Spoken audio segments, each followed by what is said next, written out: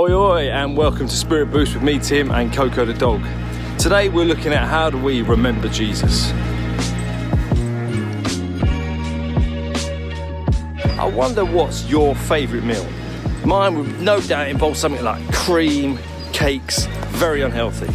And there's this incident recorded in each one of the Gospels where Jesus has his last meal with his disciples. However, he doesn't get to choose it. It's something the Jews would have every year as they remember that time when God rescued them from Egypt, something they called the Passover.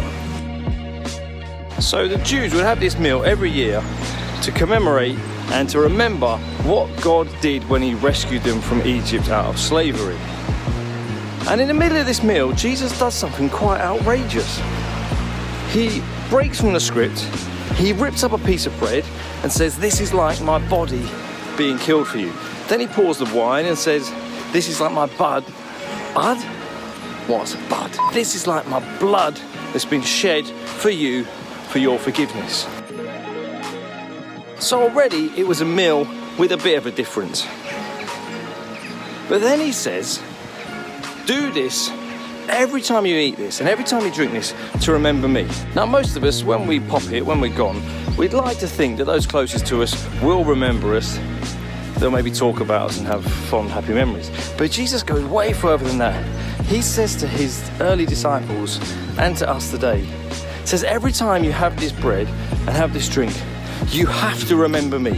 Do this to remember what I've done for you when I died on the cross. Which means that he's either an absolute psycho megalomaniac, full of his own ego, or he is who he claims to be, the Son of God. And I reckon it's because Jesus knows exactly what we like. He knows that we forget what's important in life, we forget our priorities of living for him, of loving him, and maybe he says to us, "You need to remember what I've done on the cross for you, to forgive you, how outrageous my love is for you, so we'll never forget it." So when was the last time that you stopped to reflect on all that Jesus has done for you, that he gave his life on the cross because he loves you?